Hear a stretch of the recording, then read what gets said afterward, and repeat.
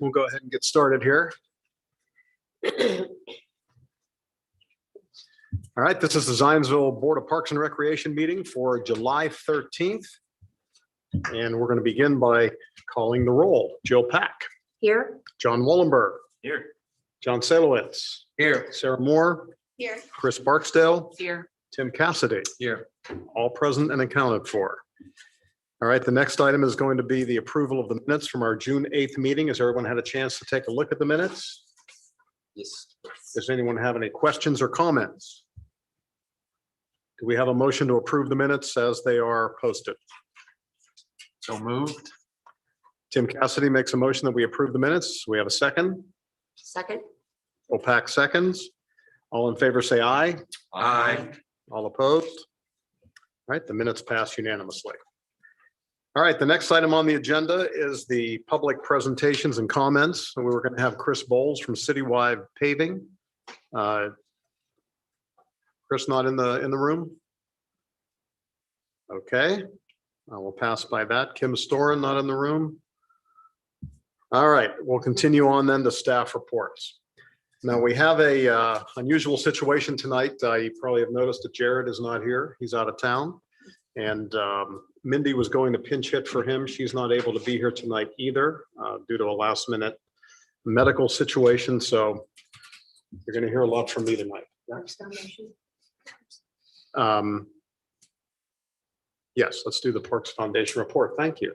We'll start then with the Parks Foundation update from Jill Pack. Okay, I was unable to attend their June meeting, so this is just a summary from conversations in their meeting minutes. But they did add a new member to the board, Addison Bradford. He was voted on to the board last month. And I think that they're at 7 or 9 now.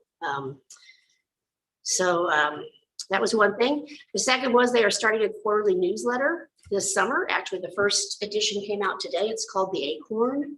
I don't know if you all get that. If not, I suggest you sign up. It was a nice little newsletter. They will be at the farmers market on August 20th with a booth, and they will have information about the foundation and how to donate. The butterfly trail that they're sponsoring runs through July 31st.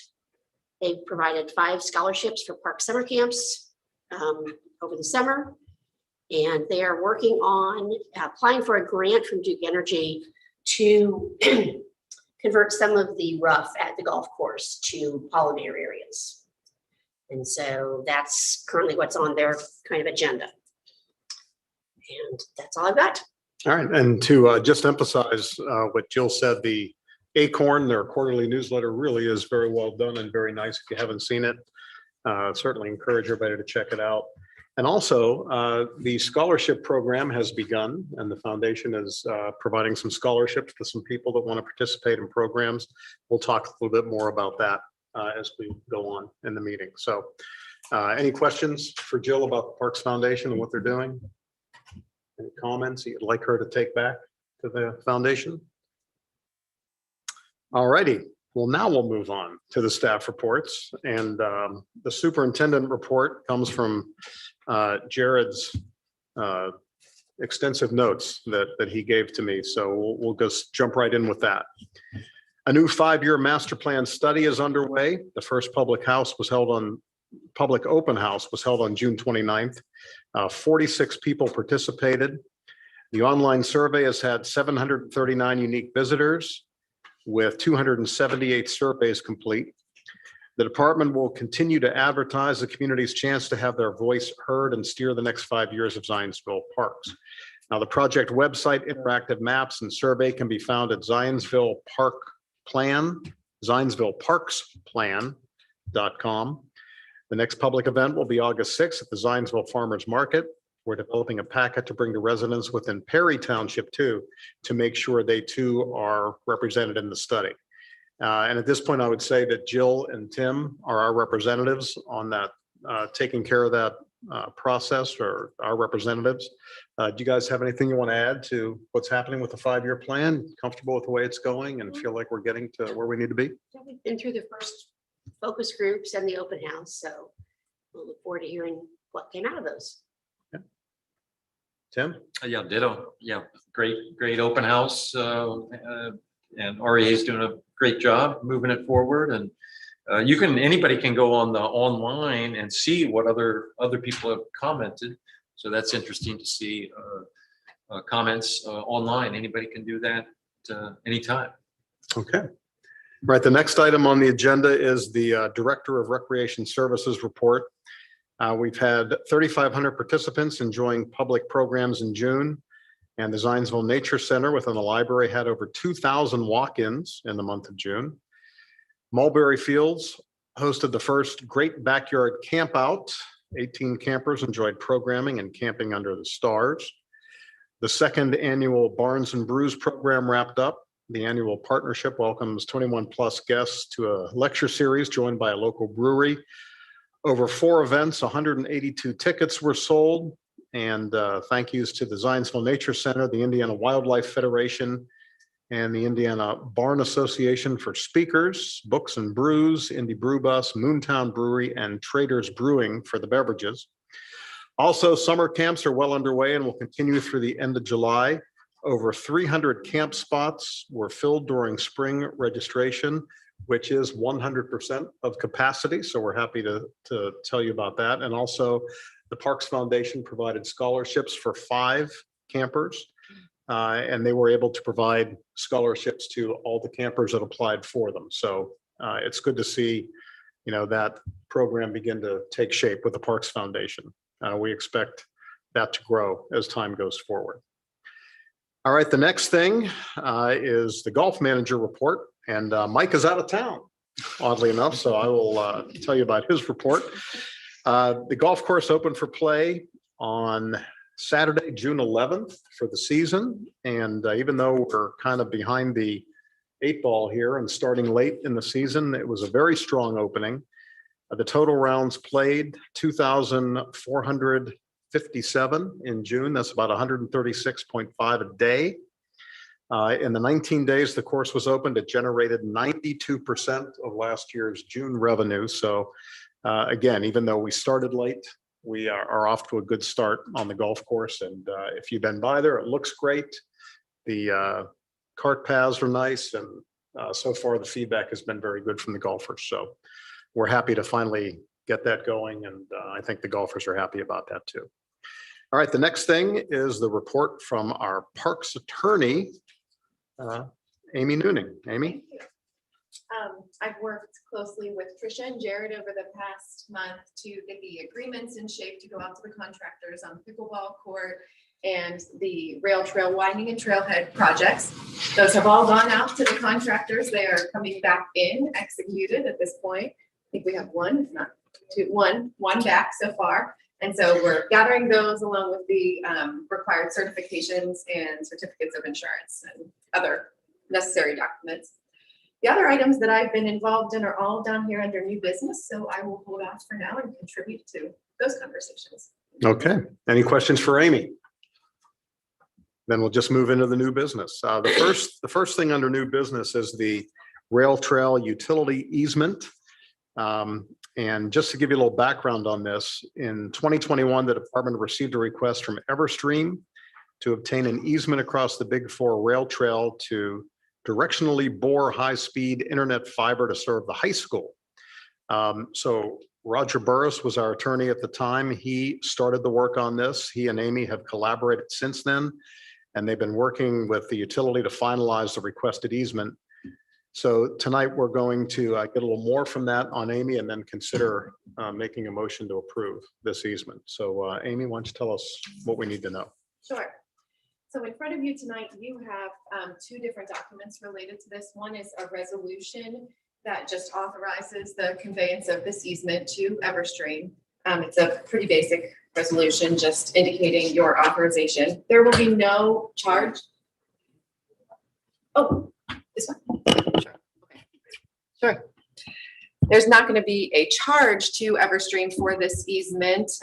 However, my predecessor, Roger, and I have talked with them, and they're going to reimburse the town for any legal fees that are associated with it. But above and beyond that, there's not going to be a charge. The second document, in addition to the resolution, is the actual easement agreement for a non-exclusive underground utility easement. The grantee is going to be Everstream GLC Holding LLC.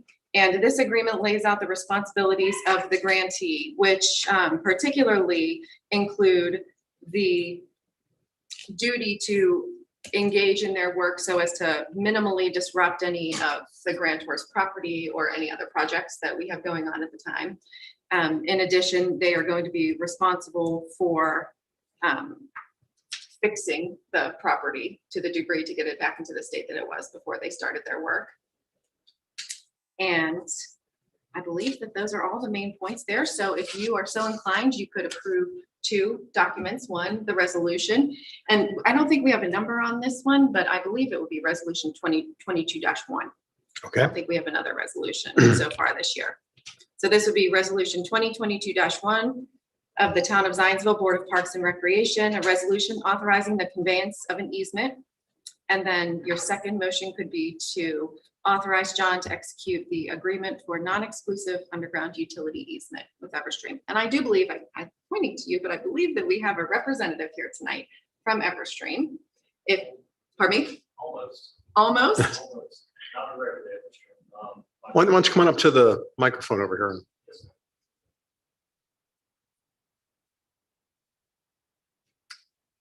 And please give us your name too.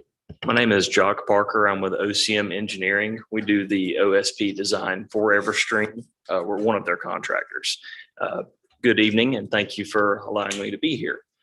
I do want to say, in addition to Ms. Nooning's comments, there will not be any structures set on the property that the Parks and Rec owns. All structures will be outside of that property. So this will just go under. I mean, this will be just boring underneath. Yeah, you bore under or do you open up the pavement? So they will bore under. This work is taking place at just north of the roundabout where North Ford Road, Mulberry Street, Whitestown Road, and 975 all intersect. We did not want to design a route anywhere close to that tunnel and that roundabout just to avoid any future conflicts. The route will run north from Mulberry Street onto the Parks and Rec property, around 321 foot before it does begin to go east, crossing the trail, and then we'll go out to the public right of way at 975, come back south, and then continue towards the high school east.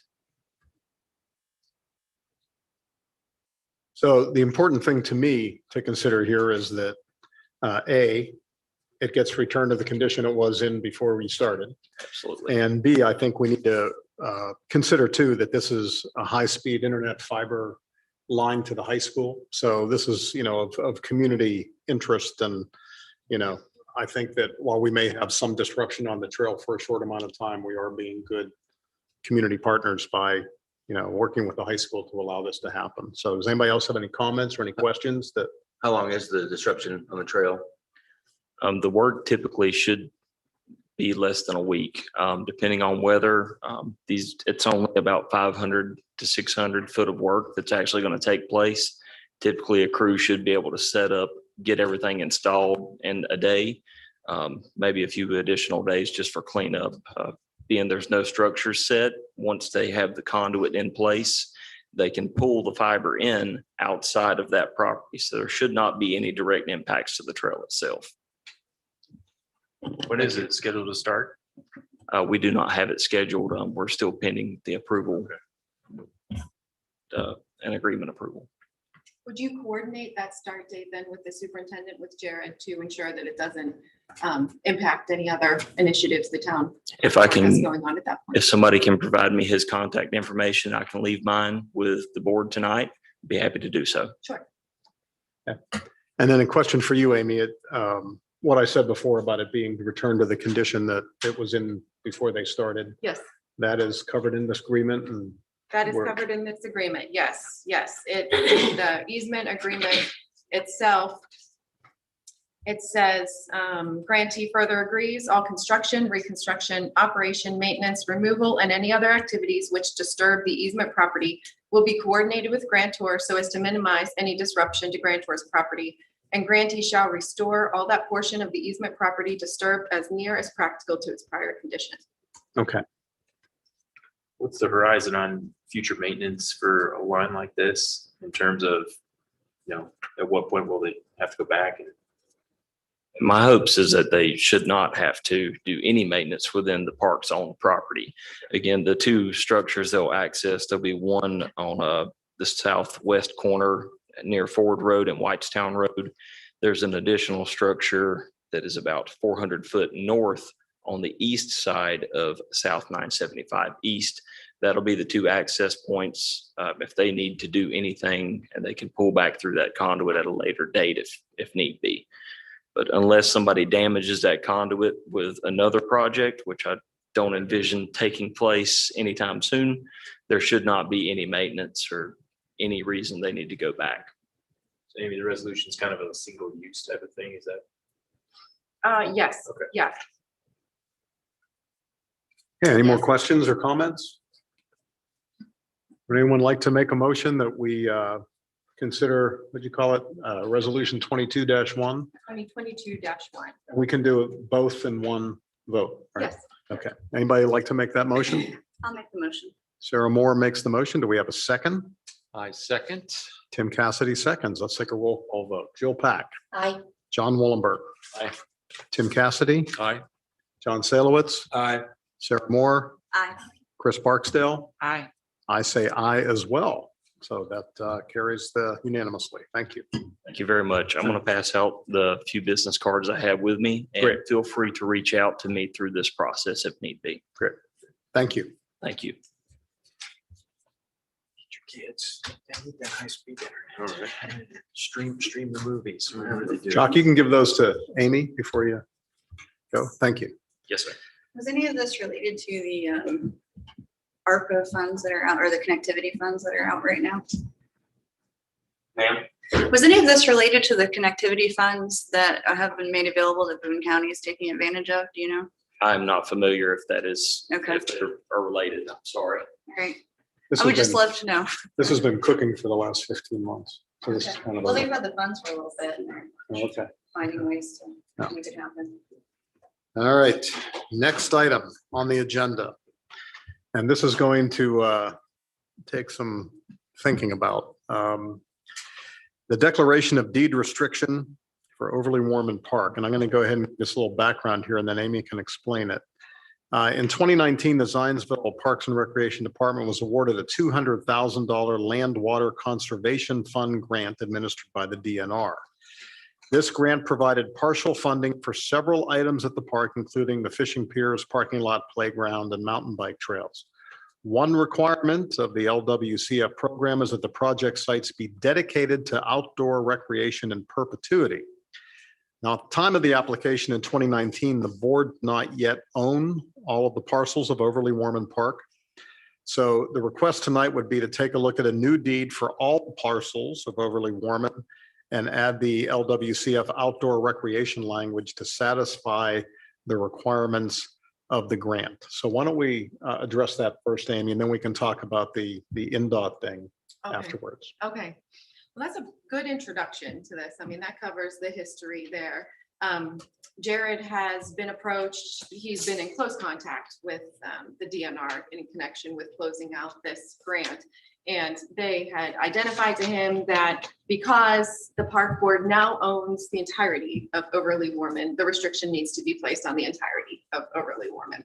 It's the same restriction exactly that's currently placed on the other portions of Overly Warman. And that language, just so you know how it would read in the deed, would be, as stated in Section 6 of the Land and Water Conservation Fund Act, property acquired or developed with fund assistance shall be retained and used for public outdoor recreation in perpetuity. Any property so acquired or developed shall not be wholly or partly converted to other than public outdoor recreation uses without the approval of the National Park Service. The approval must be granted prior to any action. So this would be a restriction that would be on the land, would run with the land in perpetuity.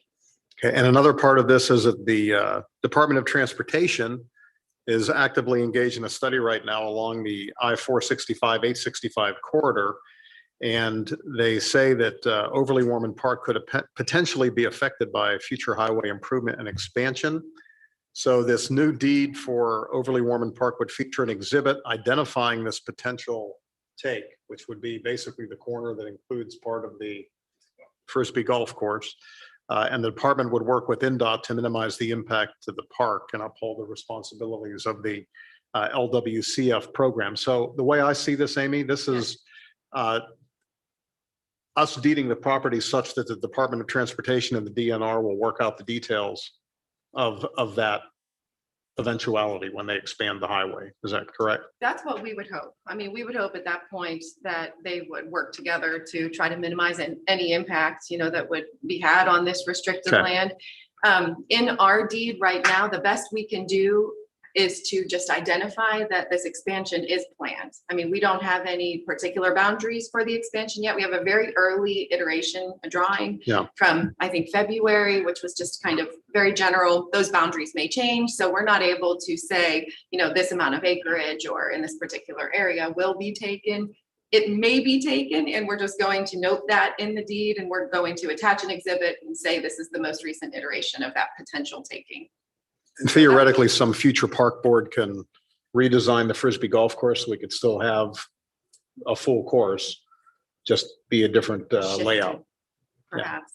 And Okay. Jared's in communication with NDOT right now. I think that they have a meeting. They spoke yesterday, and they have a meeting, I think, in August to further discuss this. And hopefully, he can discuss with them potentially taking as little as possible of Overly Warman. I would just since this land is underscore restricted. that first and foremost, it's our commitment to DNR to place this restriction on the land. That's what we promised to do, and our grants depend upon it, and our applications for future grants depend upon it. And NDOT can, I think you're doing more than I think I would do. I might send them a copy of the notice or send DNR a copy of the notice. But it's urgent that we get this restriction in place. It'd be interesting to see what, We can stop a with Eagle highway. Creek Park, what NDOT has worked, it's taken through numerous sections. It'll be interesting to see some history on what has transpired there on taking land dedicated for nature purposes. So And this is a long-term thing. They're not going to do Right, it next week. I Oh, mean, yeah. this is Right. years down the road if it does in fact happen. But this basically cleans up the legal language and, right, I mean, puts more of a definition on the park. Yes, it puts a restriction on the entire park, which, as Tim said, is necessary for us to Right. do at this point. So we're doing what we need to do now and just alerting all potentially interested parties that this is out there. And we will provide NDOT with a copy of, this deed restriction, so they have it on their radar from their end too. We will, for the deed restriction, the piece that we're waiting on is just to ensure that the most recent February drawing is in fact the most recent drawing, that there hasn't been anything else. But we're just waiting on confirmation of that from NDOT.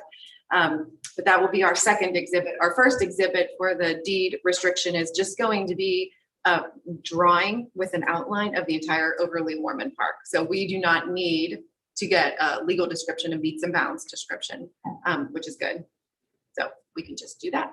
That'll Okay. clear it up. So what should the resolution state?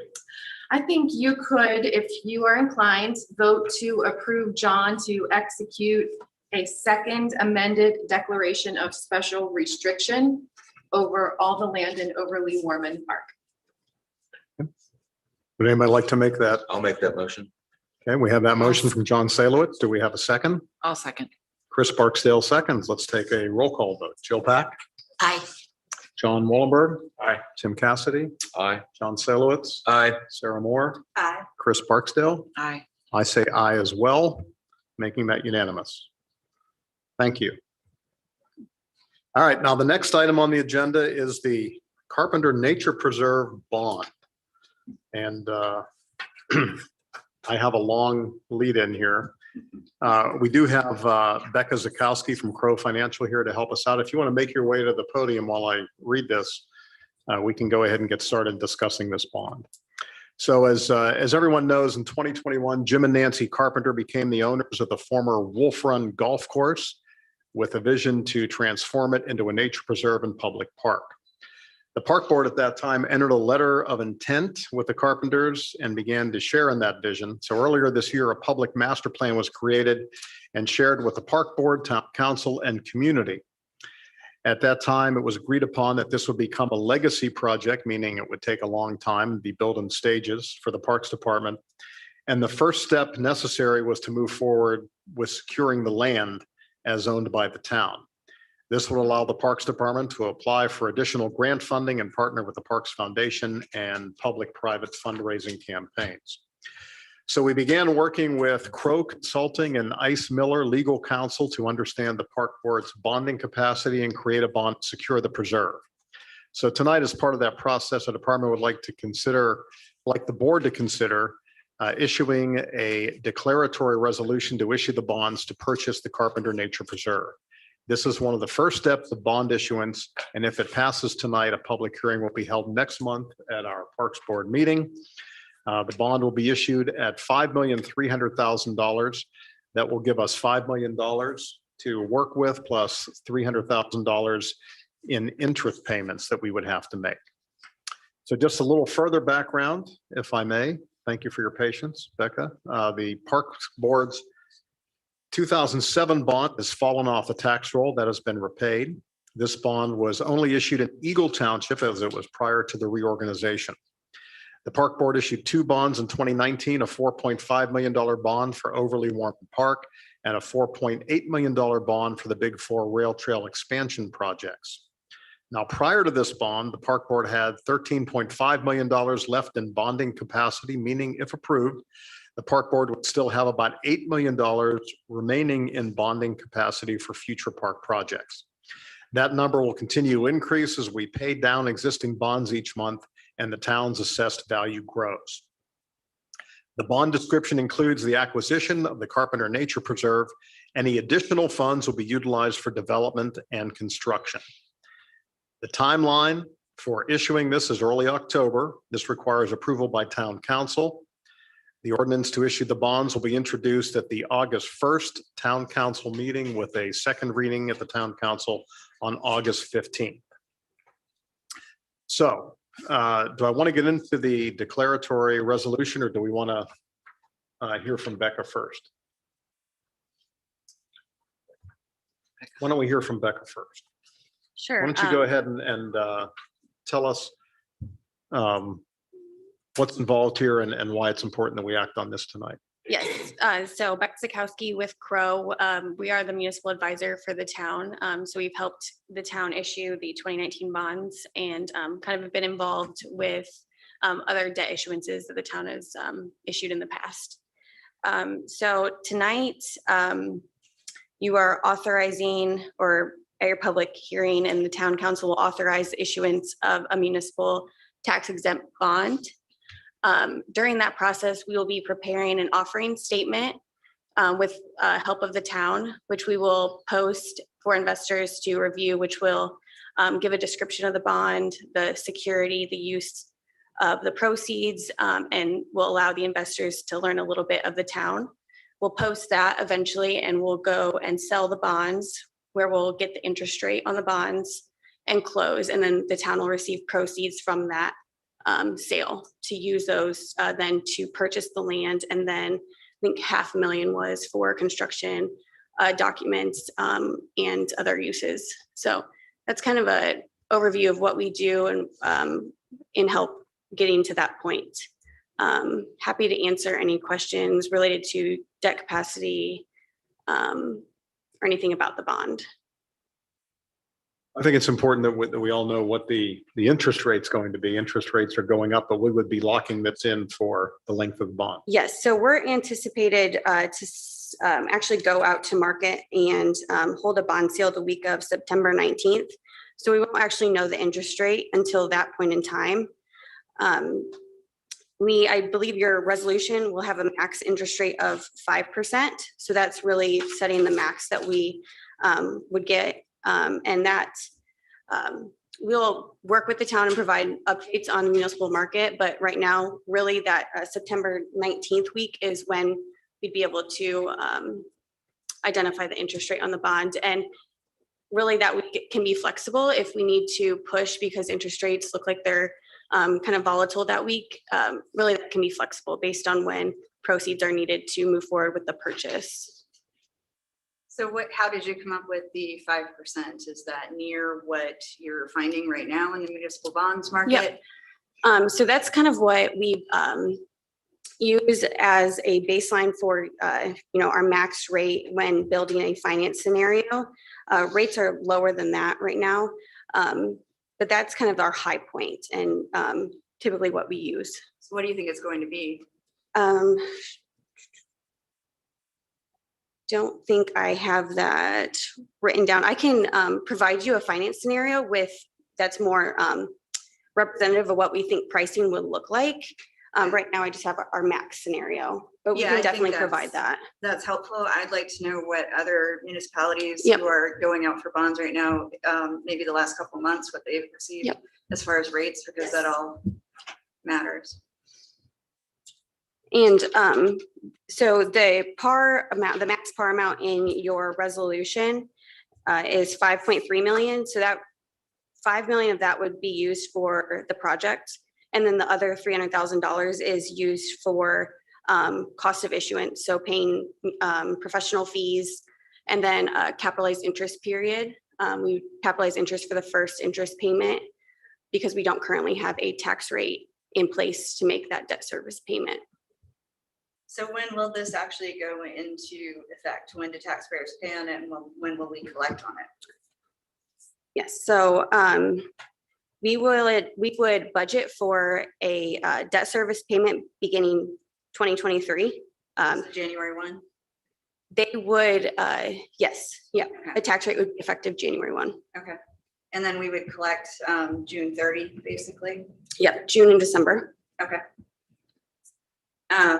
So do you know with this, I'm not sure if you're gonna be able to answer this if you don't know what you anticipate the actual interest rate to be, but I'm wondering what the cost to a taxpayer would be for, say, somebody that had a $400,000 home. Yeah, so we've actually ran that based on our max scenario. So I can tell you right now about with the 5% interest rate scenario. So we've anticipated using the pay 22 net or assessed value of the town. The annual debt service on a $5.3 million bond is around $430,000 a year. And using the assessed value to get to the tax rate would be $0.016 per $100 of assessed value. So that equals for a $300,000 home, about $25 annually. Okay. And this is a 10-year bond or what is it? 20 year. Yep. Okay. For purposes of the town council and maybe our next meeting, it would also be interesting to have the park board bond tax impact from 2019 on, because our bonds fell off, $10 million of bonds fell off in 2019. Then we were expanded population and we, issued about $8 million in bonds. So my understanding is that the Parks Board, we've probably created a decrease in taxes compared to that early 2019 period of time. Yeah. It might depend where you live. And of course, some might say that the park should create zero tax for anybody in town. So, No, I think. but just to actually, have the whole if I were- history would be. Yeah, I think you should project forward by about 5 years as well, because it should go down every year as the net assessed value goes up. And so I think that would also be something when I'm looking at it, maybe it's a little bit higher right now, but what is it going to be in 3 years? I think that would be important. Yeah, and in that analysis, we just held that constant. So we can definitely look at how the net or the AV of the town would increase and Oh, you just held that it wouldn't increase or that, Yep, we just assume that the AV of the town just stays constant. We use pay Oh. 22 AV and use that to calculate the tax rate. okay. Well, I'm thinking that it would be useful to see though, because it is going to increase. I Yes, mean, I yeah. think it was some incredibly high number, like 18% recently. Yeah, So seeing what that would be in the few Yes, years would be definitely. helpful. yep. So this doesn't max out our bonding capacity. We still have $8 million Yes. of Yep. ability if something comes up that we need to Correct. go back. Okay. And I guess one of my other questions then is what impact is this going to have on other overlapping taxing districts? Yes, so the tax rate of the town will go up and that will certainly impact the circuit breaker credits. Mhm. And that will impact the other units that flow, the tax rates that flow into the town of Zionsville's taxing districts.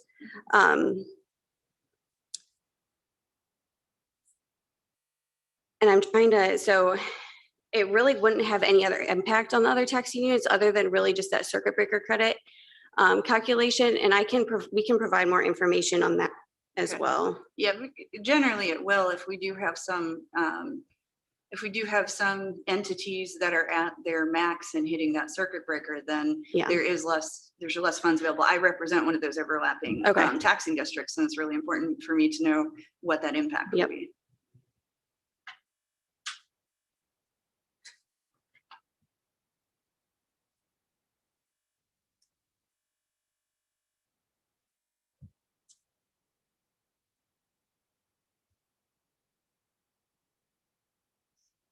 Anybody else have any questions? Sarah, you done? You have more? I am done. I would say that for the overall discussion, I don't know if we're on that, but because there's so much information that we don't yet have, it would be it's my wish that we would wait to make this decision, but I know that there's timing issues. So if you could talk about the importance of the timing, that would be helpful. There's also we have a second meeting on this as well. do we Right. This not? is so tonight's the first pass. Yeah, but we're saying that we want to do it. Right. And I would rather have all of the information before I make that decision. But if there's extenuating circumstances as to why we're doing it now, that's what I was hoping we could talk about. Right. Okay. So I guess the impact on my end would be the raising interest rates, just waiting longer and having that interest rate risk. I would say, I believe my coworker is online maybe, and he may have some information available that I don't have with me right now. Tim Barry. No? Okay. That's okay. Does anybody else have any questions for Becca? Well, let me read here. This is a summary. Why don't you stay there? You can comment on this perhaps. A summary of the declaratory resolution. So tonight, the Parks Board has an opportunity to consider adopting this resolution.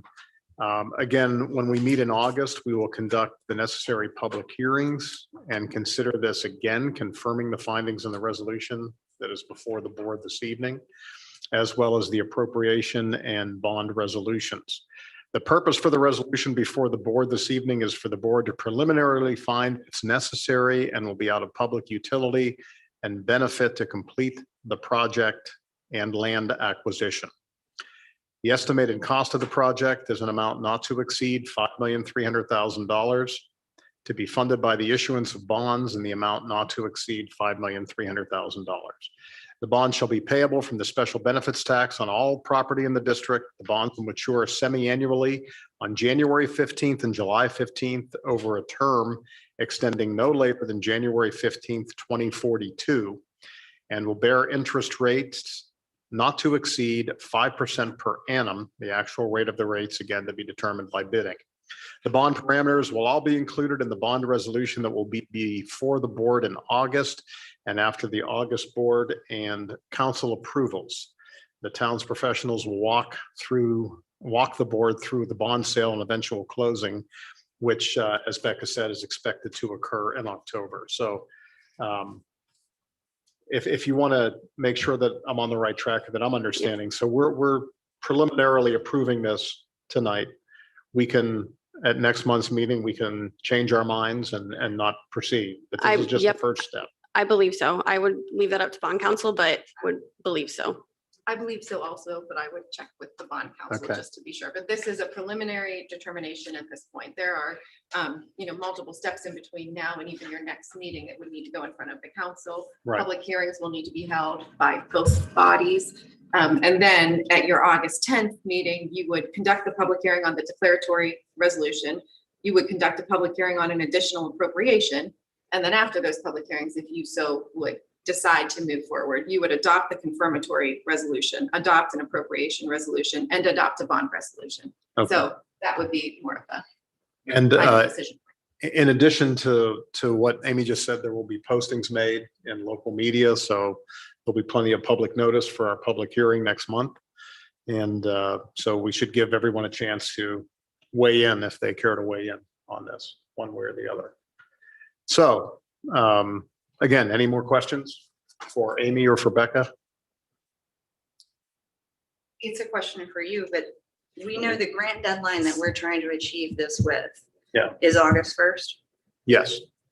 Okay, because that's to me even bigger than the interest rate, because I'm talking about a month. I don't think that fluctuation is going to be that big, but if it's because we want to meet a grant deadline, that to me is an extenuating circumstance. So it's a grant deadline that could potentially give us a 3-to-1 match Right.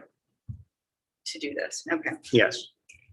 All right. And again, I'm comfortable with moving forward because it is just a declaratory resolution. We're not approving it. We're just saying that so far so good, and Yeah. we're leaving open the possibility of approving it for good later. Okay. So with that in mind, any other comments? Just say that we're, committing to professional fees being undertaken, but with the interest rate risk, with our history and previous discussions on the Carpenter Nature Preserve property, we do all know that that is necessary to, we need to acquire that. And this is the preferred way to do that. And even if Get the those ball interest rolling. rates go all the way to 5%, which probably unlikely. Yeah, and I can pull up, I have a laptop, the scenario that's more Yeah. realistic. I don't know if that's helpful to do that now or provide it later. I personally will give you my card, Right. because I may have some more questions. Yes, We can yep, go back and that look at works, yeah. But historically, that 5% Yeah, is that's not high. Yeah. is not outrageous. Yeah. It's still, We still a got- pretty good interest rate. We got 2% last September, but there's been a lot No, of. things have inflation. changed. The world has I know. changed. But I'm saying Since last like, September. it is, I don't know if it's a good rate. It doesn't feel like one, but it could be right now. So Yeah. that's why I just want to know what other municipalities are getting right now, because a lot of other people are bonding now as well. And what are they getting? Right. We're still floating on that though, right? Till Yes. October. So. Yeah. All right. So do any more comments at all? Would anyone like to offer a motion that we accept this declaratory resolution? This would be resolution number 2022-2. I would make a motion that we accept the declaratory resolution 2022-2.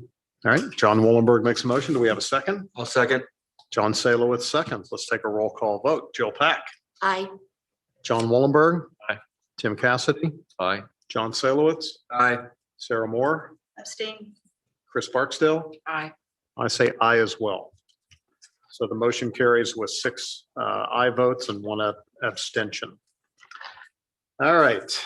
The next item on the agenda is the Next Level Conservation Trust grant application. And this is an important part of this too. So let me go ahead and explain what this is.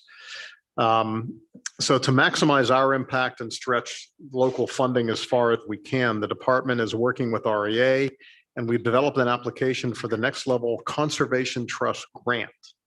Now, this grant is specifically designed to assist with land acquisition of large natural parcels. The state program has a one-time allocation of $25 million and is structured as a 3-to-1 local match grant. It is the department's intention to apply and utilize the donation price from the carpenters. So as you know, the carpenters paid one price for the parcel of land. They're going to sell it back to the town at a discount. And we can take the money that they're leaving on the table essentially and use that as our match. And if we are accepted for this program with the state match, we can acquire this property with no out-of-pocket expenses on our part. And then we can use the bond money to begin development and push up the schedule on development out there at the nature preserve. So that's hopefully something that we will be able to do. That would be a nice deal. And that coincidentally is what we've done with the trail extension program. We got a grant for that, but we originally had bond money for that, which we're now using to expand the trail, to widen the trail. So this would be something that would really work in our favor if we're able to be successful in our application. So if it's awarded, the department would secure the preserve this fall and utilize a 2022 bond for development and phase 1 construction. If it's not awarded, we can use the bond funds to secure the land as planned. The department, the Parks Department, Jared, would like to request a motion for us to finalize the application for the Next Level Conservation Trust Program and have me sign on behalf of the board once it's complete. And the application deadline is August 1st. So there is a bit of a clock that's ticking on this, but certainly no downside to applying for the grant. So anybody have any questions or comments on that? I think it's a great opportunity. It's a beautiful piece of land, and I think it's going to make an excellent park, and it's a wonderful opportunity. All right, do we have a motion to go ahead and apply for the grant and do so by August 1st? I will make that motion. Jill Pack makes the motion. Do we have a second? I'll second. And Sarah Moore seconds. Let's take a roll call vote. Jill Pack, Aye. John Wallenberg. Aye. Tim Cassidy, Aye. John Salowitz, Aye. Sarah Moore, Aye. Chris Barksdale, Aye. and I say aye as well. Let the record show that passes unanimously. All righty. The next item on the agenda is the Mulberry Fields pickleball courts lighting. As you know, and as Amy told us earlier, the pickleball court project will soon begin, and we'll have 4 dedicated pickleball courts at Mulberry Fields once it's complete. Now, one component of this project was the LED lighting package that will illuminate the courts at night. So the department, in conjunction with this contract, has been in contact with Musco Lighting prior to the award, and we believe that we can save money by pulling the lighting out of that project. That way the general contractor would not impose his management fees on that, and we would deal directly with the lighting company to save us some money. Musco has worked at Mulberry Fields before, providing a central controller for the existing stadium lights. The selected package for the pickleball courts is engineered to minimize light pollution nearby, also provide cloud-based access and remote control of the lights. And they've also created a lighting controller that will allow the system to change colors to provide festive lighting on the courts for certain activities there. And also we're going to transform the courts into an ice skating rink for Winterfest. So that would provide some different lighting opportunities for that as well. And will also allow the department to reduce the annual lighting rental needs for the event because it is LED. Now, this project was publicly bid within the Sourcewell program, and that is a cooperative purchasing program which the town is currently a member of.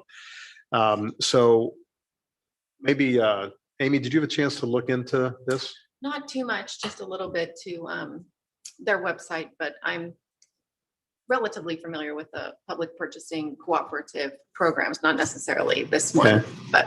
So it's a I understand. clearinghouse. This bid that we've gotten is below the threshold of $150,000 where we would have to get 3 competitive bids. But through the Sourcewell program, basically those bids have already been carried out by the program, right? By the That's my cooperative. understanding. Mhm. Okay, so that's, does anybody have any questions about that or any concerns Just about let that? me clarify. So last month, we authorized or approved a bid to build the pickleball court, which included lighting. Is that correct? Yes, And there yes. was an amount for that contract.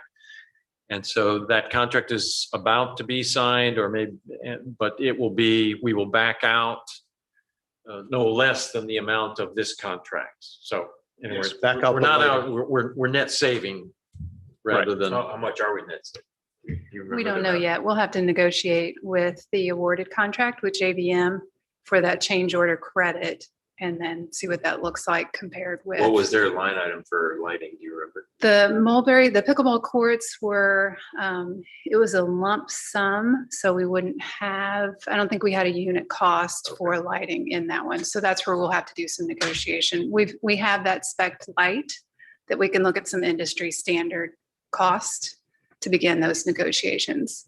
But we need the contract signed to then work through that process. But yeah, tonight we're talking about the lights that would go through Musco. Okay, so this isn't in addition to any of that. This is instead of. Instead of. Yeah. In ways, we were a little bit over budget on the program or the bid.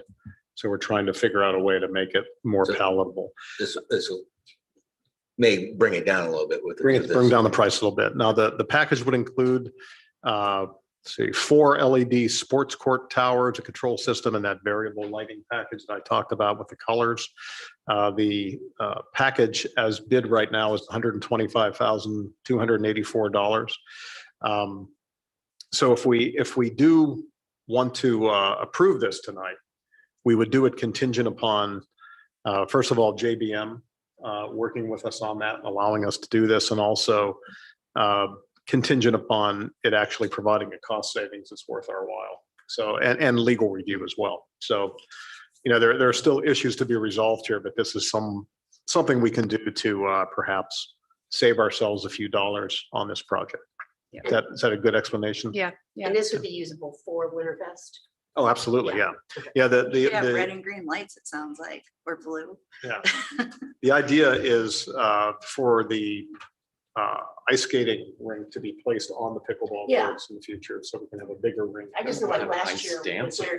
Winterfest, we paid for lighting, Correct. so we wouldn't have to do that again. That is correct. Okay. This will be a permanent fixture. And this will be available for us this year Yes. is the goal. Yes. Any questions for Tricia on this or any comments? Is the show light entertainment package, is that the red and green bulbs? So the color, and I don't have it in front of me, the color bulbs were included in that base price. But then I think there's an additional, some kind of show package that you would not be getting at this time. I think that's additional. Oh. Is it broken out into pieces? Yeah, It says The show package is Yeah. included. Okay, Yeah. okay. in There's an Jared's note. additional programming piece that would involve computers, and so that would be in addition to What what says you're it's an saying. adder? The show light entertainment package is an adder. So We elected to add that on, or Yeah, if it's possible to make it so that could be a part of what we consider to make sure that you are getting cost savings. The current lighting does not have that option. Current lighting in the current contract does not have that option on it. So, but you're saying that we have in here the add-on to have the lights, but maybe not the computer program to make them work? Correct. No.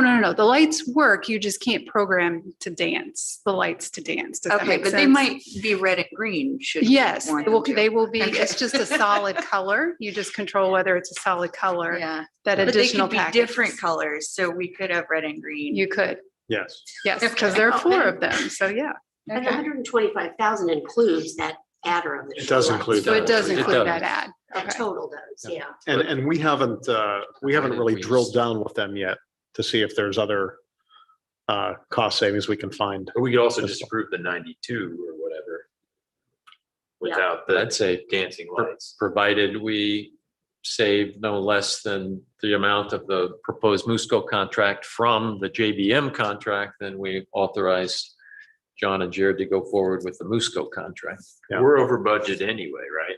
We were over, yeah. So are we determining that, I mean, I know light is lighting a must have, or is it a nice to have on the pickleball court? Trying to remember, most of your parks are dawn to dusk, This one is not. but Mulberry is not. That's Yeah, what I was trying to right. remember. So you really need to have them to make the pickleball courts usable. I'm just thinking, in the summer hours when pickleball will be used, it's light till 9 o'clock. So You're- is there a strong, community contingent that likes to play after hours pickleball, I guess. I mean, I don't know. I don't recall how much the lighting for the ice rink was.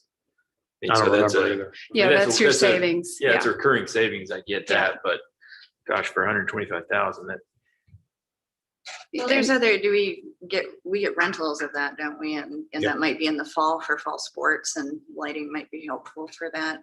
oh yeah, I mean, I Yeah. agree. There's many uses it could happen, but I'm wondering if we identified a strong need from the community to light our pickleball courts, I guess. If we're already over budget, and now we're spending money that's not yet available because we potentially may save in the budget that we're already over. Does that make sense?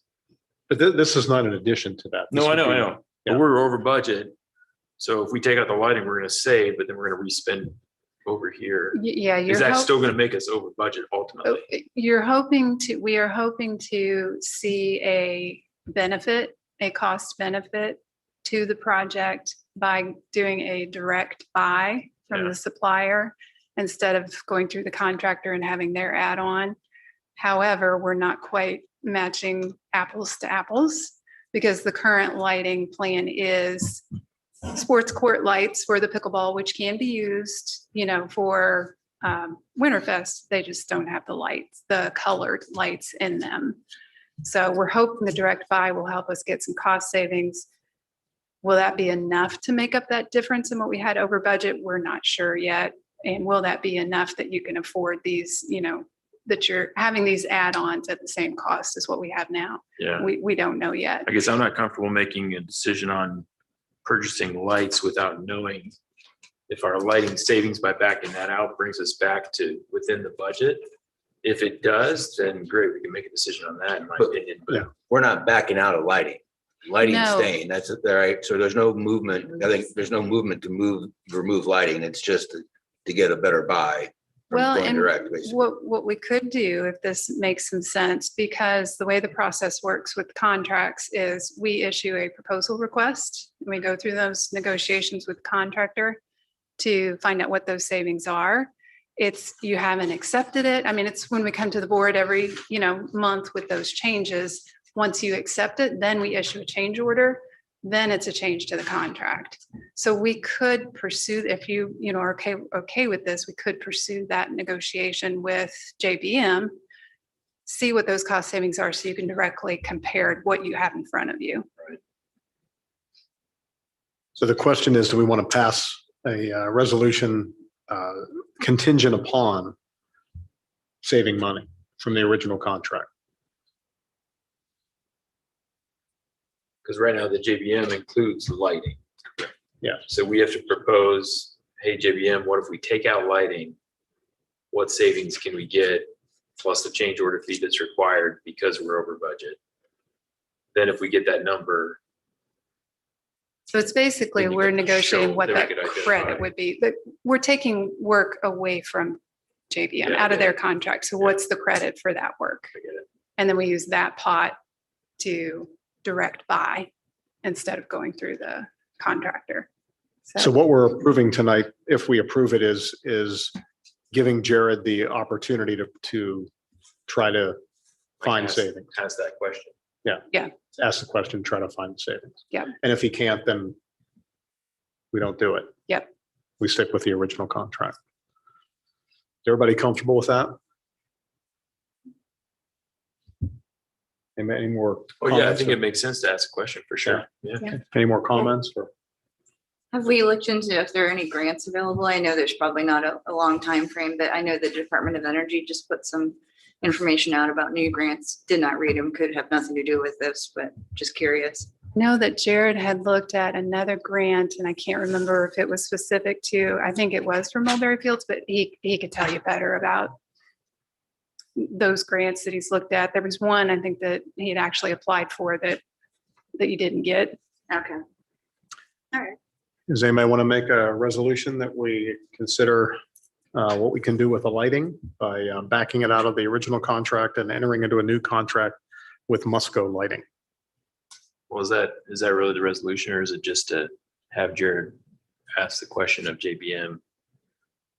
Like if we put in the resolution to enter a contract with Musco, are we voting on this contract through Musco? Not this contract, no. No.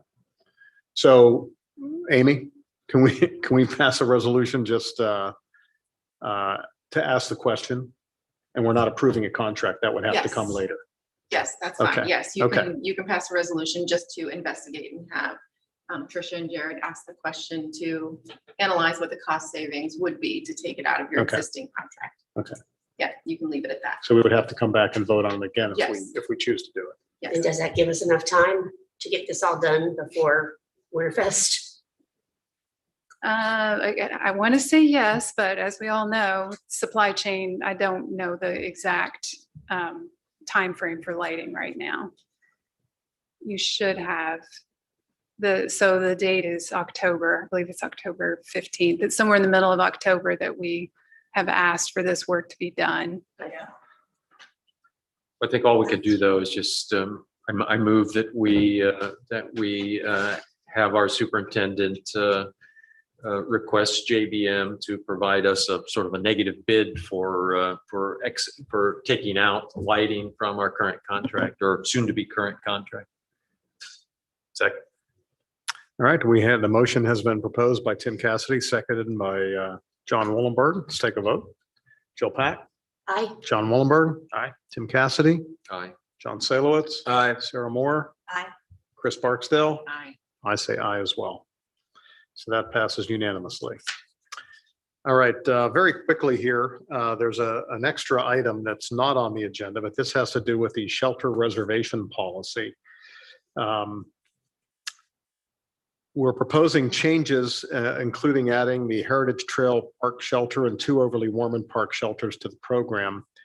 And another change is also to require a security deposit at the time of reservation. So the way it is right now, the department can charge a $50 cleaning fee if the shelter is left in an unsatisfactory condition. Now, the issue with this is that the department does not store credit card information. So if an incident does occur, it's difficult or impossible to receive compensation for the extra time and resources that we have to dedicate to cleaning the shelter. So what this would be, the deposit will be made at the time of reservation. If the shelter is left in satisfactory fashion, the deposit would be returned to the renter or to the person who has reserved the shelter. Staff set up shelters each morning and inspect them again between 2 and 3, which is a time between the AM and the PM reservations. Now, this isn't a huge problem. We've only had 2 incidents so far of shelters left in unsatisfactory conditions, but this would give us a route to pursue in case that happens again, and at least a little bit of compensation for the time and effort of the staff. Does anybody have any thoughts on that or questions, comments? I think it's reasonable. Okay. How are we taking the deposit? How are we what? How would we be taking the deposit? On a credit card. Okay, so that's it. We wouldn't, if somebody was like, I don't have a credit card, I have cash, we're gonna, No, they can also do a check. okay, but a check, not cash. or Well, anything, okay. they might be able to bring cash into the Yeah. match.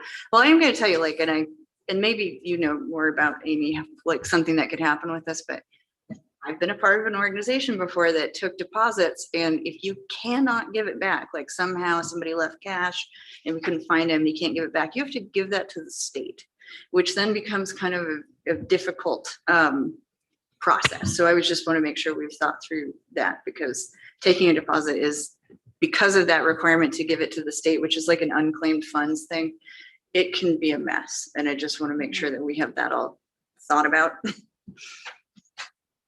I guess there's not a contingency here for taking cash. Yeah. It says if there was a refund, it'd be a check mailed back to the address on file. Yeah. Okay. So we would just make sure we have that address and mail it no matter what, and then we wouldn't have it and we would be good. Yeah. But Okay. The purpose is to make it easier, not Yes. harder. if we don't keep credit card numbers, how do they get their credit back? We don't run it through. So you hold that as a reserve, right? I know, I think you'd run it through and then. Yeah, it says here it's a Refund it. deposit, and then it's, But I think if you've run it through, there's Electronic gotta be a credit. way to refund somebody's money back on a credit card. I think you can run it as a hold, can't you? And then take the hold off and cancel the transaction. I don't know. Well, unless you, mean, if somebody reserves something, 3 months in advance, you just put a hold on it, Yeah. and then they shut down your credit card. Yeah. And burn the shelter down, which is unlikely. And is it the How much is- town's privacy policy that would be in effect for anything relating to this and the town's whatever that is, like the insurance that's related to privacy?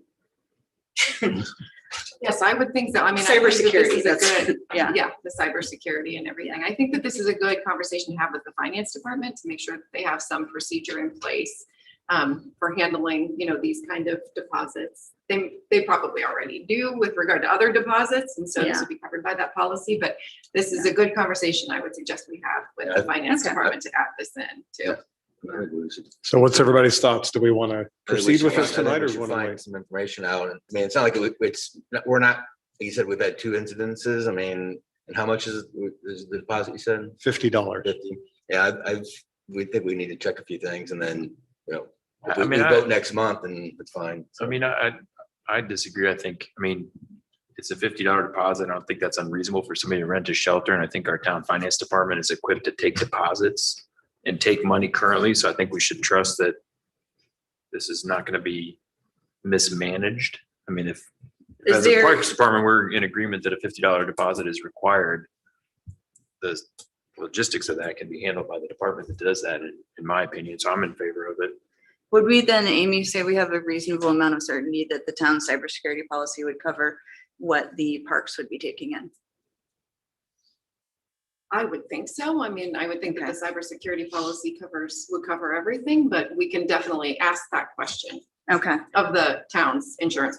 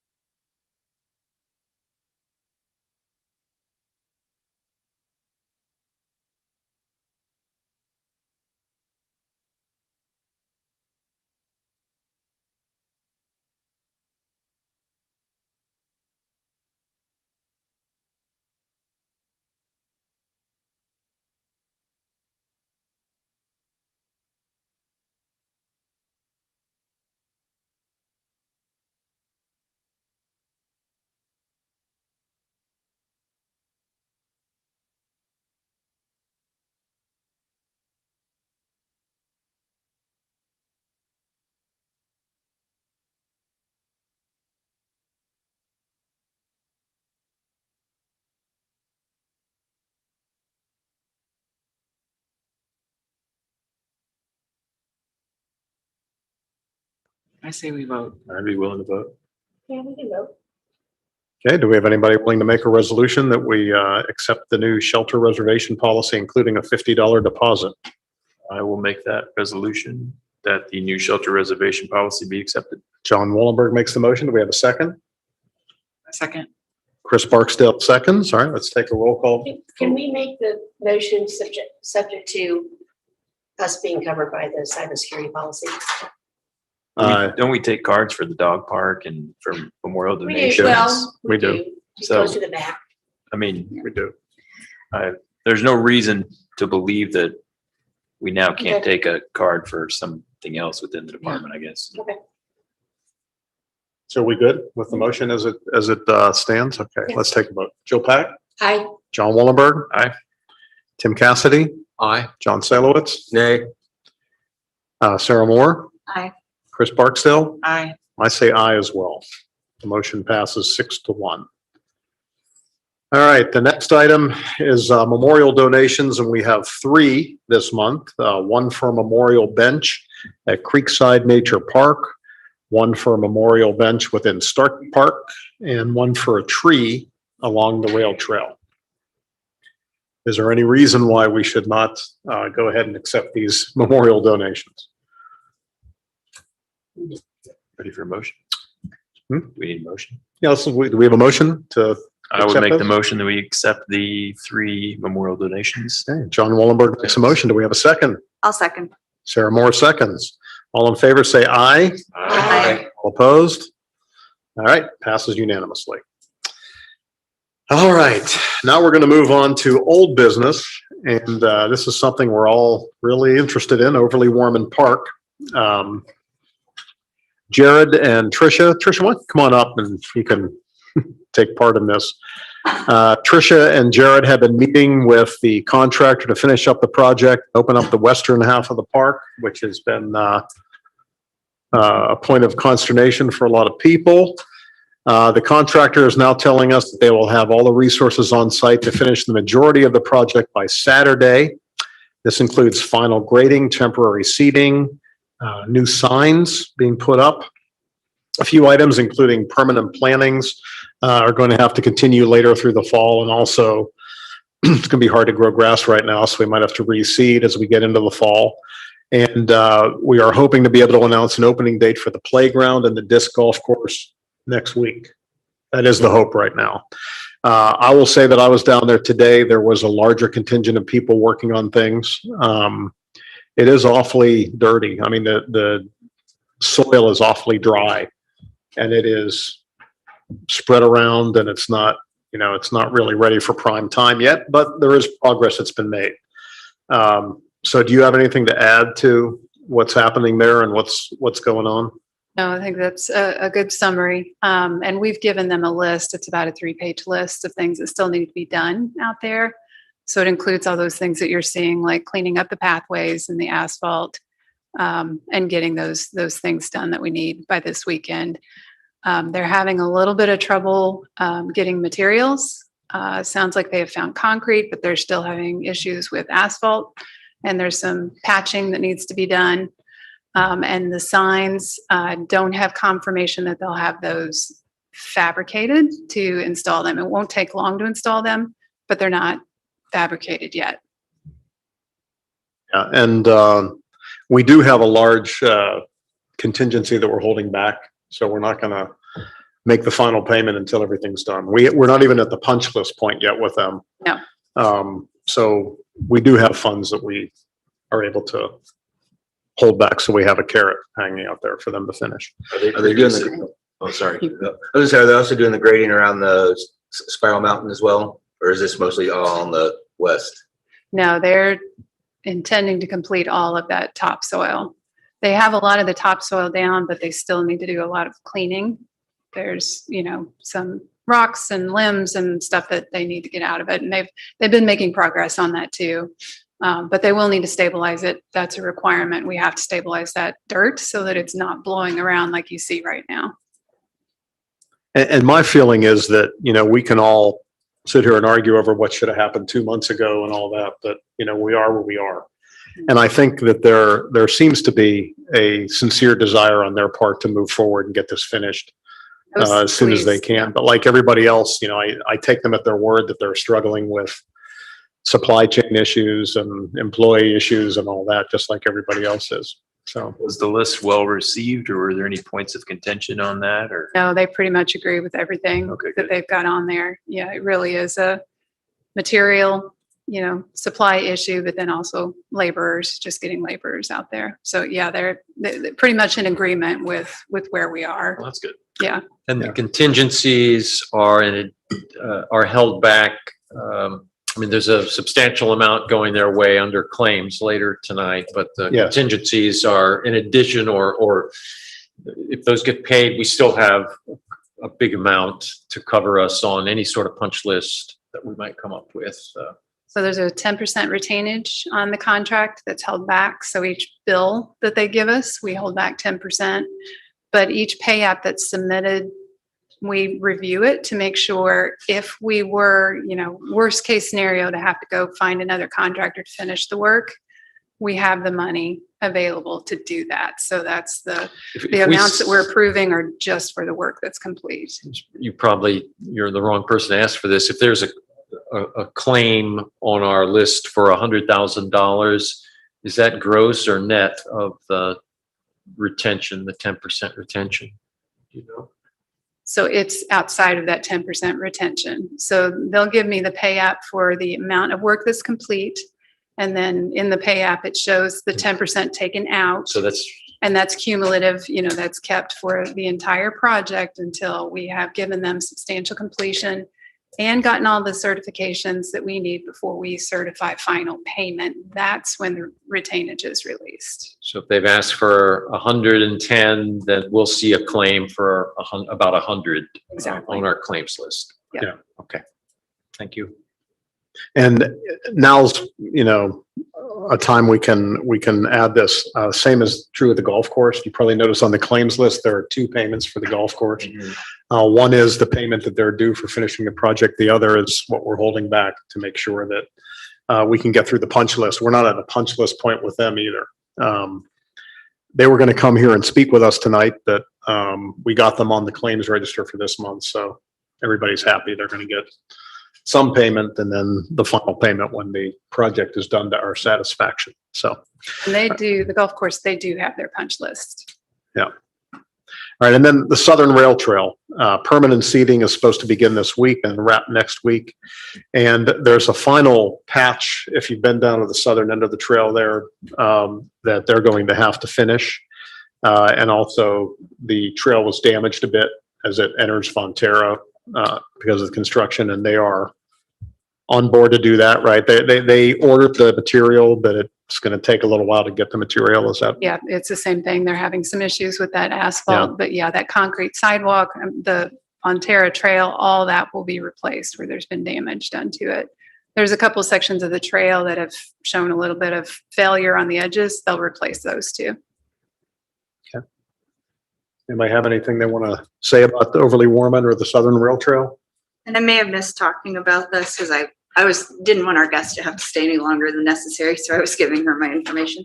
But so the thing that I hear a lot is people don't know where to go. Is that what you were talking about with fabricating signage? Is that going to resolve that situation? That will help a lot. There's wayfinding signage that says playground. It's a little blade, so it points the direction of the playground or the disc golf, or even back to the Big 4 rail trail. So yes, that will help a lot. Okay. There's signage for the disc golf course. There's temporary out there right now, but we need the permanent. Well, I've heard that people are hesitant to go into Fonterra. And is there something that's maybe going to go out there that says like Overly Warman this way? Because at Carter Station, and we have a sign that's in the neighborhood saying Carter Station this way, so Yeah. I would assume we'd be having the same thing in Fonterra. I believe, and this I will need to confirm, but I believe that was a part of the conditions of Fonterra, that there is a sign that's supposed to be placed for Overly Warman Park near the entrance of Fonterra. Excellent. Okay. So what kind of, this related question on the trailhead is, what's the signage that will be a part of the trailhead? On the trailhead, we have a monument sign that says Big 4 Rail Trail. And then all the parking lot signage. I don't believe we have any other wayfinding signage in the trailhead, at the trailhead. We could add Overly Warman. I mean, it's kind of all the same. It's the not a Big 4 bad and the idea. Overly Yeah. Warman, but Yeah. And also I hear there's not a lot of parking, but that you could park at like the Starkey parking lot and get there, but maybe you can't have too much signage too, but I'm wondering if there's any way for people to know there's another way they could park. Once we get the parking, once we get that construction fence gone and they can actually use the parking there at the playground, it will be a lot better. And then when the trailhead is done, we'll have even more parking Sure, up there. But yeah, we need those done. Yeah. So we're, The parking lot is paved and striped and it's just, they're finishing up. I've seen people using the playground. I've heard that they have been. We could use a really good rain to kind of clean off the paving and all that too. It's just so dusty They will down have there. to clean it off before they're just tracking over it a lot. But I mean, it's the same thing with the temporary seating. They're required to get the soil stabilized. So if it doesn't Yeah. rain, that means they need to bring water in to make that happen. Well, the bottom line is that they want to get paid too. They do. So, they're not going to argue with us over things that are in the contract. Yep. And So all that's in the but you said contract. the goal is to be completed Saturday.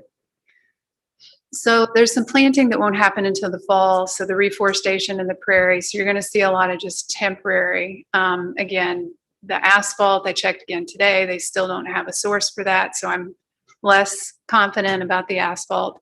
They're still trying. So I'm hoping they can get it. And the signage, not having confirmation that's fabricated, that won't be done. Well, I guess either. more or less, when's the fence gonna come down? Is the question. Good question. Cause that's really what, yeah, I know we got some signage and stuff, but what's the goal of the fence coming down so that, I get a lot of questions about the disc golf. It's, so. Yeah, I do too. Probably less than you. Yeah, and I just, don't have an answer for them and it's kind of bothersome, so. Keeps me up at night. Not bad. Okay, any more discussion about overly warming or the Southern Rail Trail? Just a quick note on the mural project on the rail trail. So it started and then it was paused and then it started again.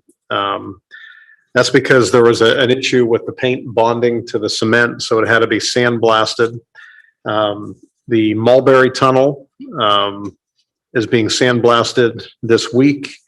The artists have completed the Oak Street Tunnel. I don't know if you've seen that. It looks very nice. Now, this project was made possible through a grant from the Boone County Community Foundation. And due to the added expense of sandblasting to get the paint to stick, the Bloor Street mural is being taken out of the project for now, but hopefully if we get some more money in the future from the foundation, we can add that back in. But Which for one was that? the Bloor Street, it's the Oh, one that's not a oh. tunnel, it's kind of the overpass. Yeah, but what was the design? It was. The blue line had the. Had the bees and Bees and things. such, yeah, Yeah, hanging okay. from- Butterflies, I think, Yeah. there were butterflies in I that. think Okay. so. Because there's one, wasn't there when you go through a log and I was pretty excited. Yeah, that's the about one, that that's the Yeah. Ford Road, Okay. I'm pretty sure. If those, by the way, if anybody has a electronic copy of what those are gonna look like, I have people that wanna see it. No, But I only got paper copies here, I think, so. that exists somewhere, doesn't it? Jared might have, you don't have it, do you? Yeah, Jared might I have thought it. we had it, I thought it was part of He our can- packet a couple months ago, yeah. Was it? Yeah, Yeah, they he want can to- have I it. thought Otherwise, I- he sent it to I you. looked through several packets and I didn't see it, but if you could just send it to me because they happen to be really easy to access, that would be wonderful. Send a note for Jared, send a note to Jared. Okay, When he gets back, he can probably do that. okay. I'm making promises for a guy who's not here. That's what happens. That's what you get for not being here, I suppose. What else can we get them to do? Exactly. What else can we get him to do? My car's dirty. Clean my car. That'd be good. Okay. And we have one more board related item, and this is the golf course improvement MOU. Just very briefly, Duke was doing utility work at the time that we were working on the golf course, and there was some overlap and there was some issues that arised from that. And Duke is willing to help us out a little bit with repairing that and repairing the irrigation system. So all we need is an MOU, and then that will be taken care of in the amount of $22,000. And that's plenty for us to do what we need to do. So do we have any questions about that? All right, and then I'm going to go ahead and make a resolution that we go ahead and send that MOU. Do we have a second? Second. Tim Cassidy seconds. All in favor? Aye. All opposed? All right, passes unanimously. Thank you. All right, the next item is the claims, and the claims were late in arriving, so we didn't have much of a chance to scrutinize those. Does anybody have any questions? Large numbers in there this month. Any questions or comments? I haven't seen it to sign it yet. I have it right here. We have to approve it first. Does anybody want to make a motion that we approve the claims as submitted? We move the claims, we approve claims as submitted. Tim Cassidy makes the motion, and do we have a second? Second. John Salowitz, John Wollenberg seconds. Let's take a roll call vote on that. Jill Pack, Aye. John Wollenberg. Aye. Tim Cassidy, Aye. John Salowitz. Aye. Sarah Moore, Aye. Chris Barksdale, Aye. and I say aye as well. All right. Thank you for that reminder that everybody needs to sign the claims and sign the minutes before we leave here. I have it right here, so let's I do have that. two things to sign, for everybody to sign too. so. And Amy has things for everybody to sign too. Please do not leave this room before you do so. Thank you. And our next meeting will be August 10th, at which time we will also have a public hearing on the bond that we talked about tonight. So be prepared to spend a little extra time here next month. Well, I will make a motion to adjourn. Sarah Moore makes a motion to adjourn. Jill Pack seconds it. All in favor? Aye. All opposed? All right. Thanks, everybody. We'll see you next month, August 10th.